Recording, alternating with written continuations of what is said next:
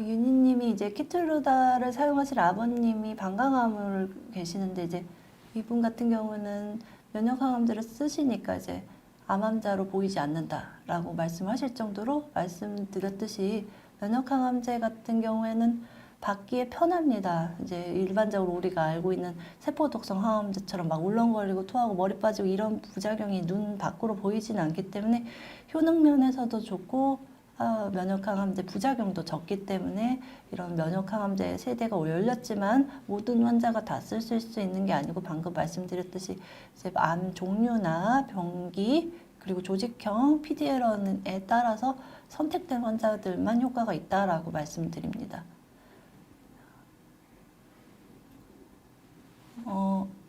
혈액종양내과를 이제 처음 들어보시는 분들이 많다라고 라일락 향기처럼 님께서 말씀을 해주셨는데요. 혈액종양내과는 방금 이제 설명드렸듯이 뭐하니라고 물어보시면 항암 치료하는 내과입니다. 그래서 이제 항암 치료하는 전문가가 혈액종양내과이기 때문에 항암 치료를 받으셔야 되시는 상황인 혈액종양내과로 내원을 하여 주시기 바랍니다. 이제 왜 배 안 나왔님? 근데 폐암이 요즘같이 미세먼지가 많이 먹어도 걸리는 건지 궁금해요 라고 물어보셨습니다. 요 문제는 최근에 제 논문은 아니고 이거에 관련된 저희 나라 논문이 하나 있습니다. 이제 최근에 저희 이제 우리나라 연구진께서 이런 미세먼지 관련해서 유병률을 이제 연구를 하셨는데 미세먼지가 늘어나면 폐암 발생률이 늘어난다라는 결론을 내셨습니다. 그리고 나의 투자 이야기님께서 이제 폐암과 두경부암 모두 유전이 되는 암인지요. 담배 피는 사람들을 보면 어떤 사람들은 폐암 없이 살기도 하는데 유전자가 강한 사람들은 폐암도 안 걸리는지 알고 싶습니다. 네, 이제 폐암과 두경부암은 이제 굉장히 중요한 질문을 해주셨는데요. 이제 온코진이라고 해서 암으로 변할 수 있는 유전자를 가지고 있는 분들도 계시지만 모든 환자가 다 변하는 건 아닙니다. 그렇지만 이제 말씀드렸듯이 어떤 분들은 평생 담배를 피는데도 암이 안 걸려라고 하시는데 어떤 분들은 나 담배 핀 적도 한 번도 없는 이제 중년 여성분들이 오시는 경우가 있습니다. 이제 할머님들.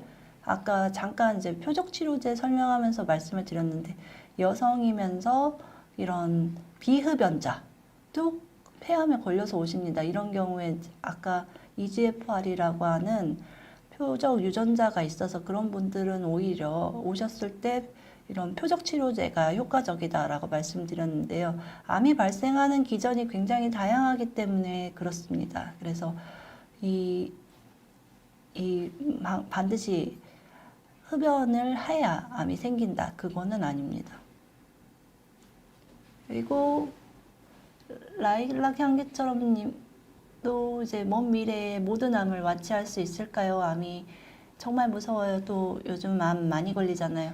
아주 중요한 얘기를 해주셨고 이제 저희 혈액종양내과 의사들도 이제 모든 암을 완치할 수 있는 날이 오길 기대하면서 사실은 이제 임상연구라는 얘기를 이제 많이 들어보셨을 거예요. 임상연구라는 얘기는 이제 새로운 약을 모든 암을 완치할 수 있는 시대가 오기 위해 이러한 새로운 치료법을 발견하기 위한 이제 연구들이 아직 많이 진행을 하고 있다라고 알고 계시면 될 것 같습니다.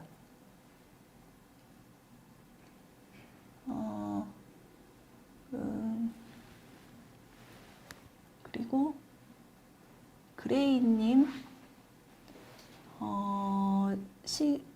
친할아버지가 심근경색이 있으시고 친할머니가 폐암, 외할아버지가 폐암, 외할머니가 돌아가신 이유가 불분명하지만 흡연을 하셨고 저는 이제 32세에 건강한 남자입니다.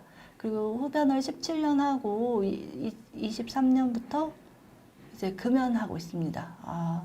올해부터 금연하셨네요. 훌륭하십니다.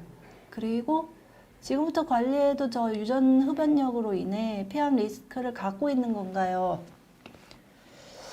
네, 그 굉장히 중요한 문제이신데요. 이제 일단은 흡연을 하신 과거력이 남아 있으면은 이제 한번 손상이 됐다고 저희가 표현을 합니다. 손상이 됐기 때문에 아예 금연을 올해부터 열심히 하셨더라고 하더라도 그렇지만 다른 분보다 위험하신 건 맞습니다. 그래서 흡연을 하신 과거력이 있기 때문에 건강검진을 잘 하셔야 되고, 이제 금연은 그럼 뭐 이미 흡연을 해서 몸을 버렸으니까 이제 이제 다시 피워도 되는 거냐? 그건 아닙니다. 역시 금연은 굉장히 잘하신 거고 흡연을 하면 할수록 위험도가 높아지는 건 맞습니다. 지금부터 금연을 열심히 하시고 이런 위험 인자가 있으시기 때문에 건강검진을 잘 받으셔야 됩니다. 그리고 박분홍님, 처음부터 1, 2기에 면역항암제를 쓰면 효과가 없나요? 아주 중요한 질문 해주셨는데요. 방금 설명드렸듯이 면역항암제는 아까 암치료의 원칙 설명드렸을 때 수술, 항암제, 그리고 방사선 설명드렸습니다. 각 병기의 1, 2기는 가장 좋은 치료법은 수술입니다. 면역항암제가 아무리 좋아요 라고 제가 설명을 드려도 방금 설명드렸듯이 암을 뿌리 뽑는 데 가장 좋은 거는 수술입니다. 1, 2기는 면역항암제를 쓰시는 게 아니라 수술 치료를 하셔야 됩니다. 우정님, 중간에 항암제를 바꿀 수 있나요? 네, 이것도 많이 물어보시는 질문 중에 하나인데요. 항암제를 이제 쓰다가 바꾸는 순간이 있습니다. 언제 바꾸냐라고 하시면 첫 번째, 항암제 때문에 독성이 생기는 거죠. 너무 울렁거리고 너무 힘들어요. 막 설사가 너무 심하고 이런 항암제 독성 때문에 약을 바꾸는 경우가 있습니다. 두 번째는 이제 더 이상 이제 내성이 생겼다고도 표현을 하는데요. 암을 열심히 치료를 하고 잘 따라갔는데 암이 오히려 이제 CT를 찍어 보니까 반응평가 CT에서 커지는 경우가 있습니다. 그런 경우 이제 다른 데로 더 전이가 되거나 약 치료가 더 이상 효과가 없는 경우에는 항암제를 바꾸는 거를 권유드리고, 어떤 약으로 바꿔야 되느냐는 각 암종별로 각 단계별로 다르기 때문에 담당 주치의 교수님하고 상의가 필요합니다. 그럼 교수님은 건강관리를 위해서 이것만은 제발 꼭 하는 그런 생활 습관이 있으신가요? 저 굉장히 중요한 질문 해주셨는데요. 방금 설명드렸듯이 주경부암 같은 경우는 금주는 굉장히 중요합니다. 말씀드렸듯이 술 그만 드시고 담배도 그만 드시고, 그거 외에 하나만 더 말해라 라고 하시면은 가장 중요한 건 역시 운동입니다. 운동 건강 습관이 굉장히 중요하고, 왜 그러냐라고 하면 암 환자분들 같은 경우는 근육량이 이제 떨어지는 근감소증이 오게 되고, 암 악액질이라고 하는 체중이 감소하시면서 내원하시는 분들이 상당히 많으신데요. 항암치료 혹은 면역항암제를 표적치료제를 하시면서 이제 우리가 일반적으로 알고 있듯이 힘드시면서 이제 더 체중이 빠지거나 근육량이 더 빠지는 경우가 상당히 많습니다. 근감소증이라고 하는데, 근감소증이 있는 경우에는 항암 효과가 떨어지기 때문에 평소에 운동 관리를 하시는 게 굉장히 중요합니다. 그래서 간접 혼란으로도 폐암에 걸리는 경우가 있어요. 집에서 가족이 피는데 고통스럽습니다. 네, 간접 흡연으로도 폐암에 걸리는 경우가 있습니다. 굉장히 중요한 질문 해주셨고, 집에서 가족이 피는데 굉장히 고통스럽다고 말씀하시는데, 가족과 함께 금연을 하시는 게 굉장히 중요합니다. 다른 가족을 위해서 금연을 옆에서 도와주시는 게 굉장히 중요하겠습니다. 맥스키핑에 관한 이제 표적 치료제 같은 경우는 아직은 급여가 되지 않아서 이번 시간에는 소개는 드리진 않았습니다. 그리고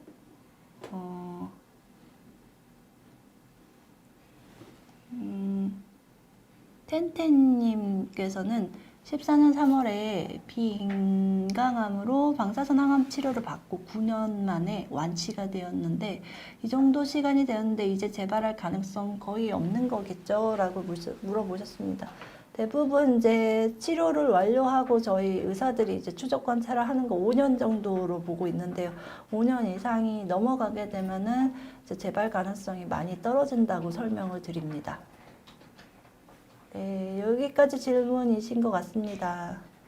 그래서 오늘은 이제 혈액종양내과가 설명을 드리는 폐암 두경부암에 대해서 설명을 드려보았습니다. 그래서 이제 말씀드렸듯이 혈액종양내과가 뭐니라고 말씀하시면 항암치료하는 내과 의사고 항암치료 전문가다라고 알고 계시면 될 것 같습니다. 이상입니다. 감사합니다.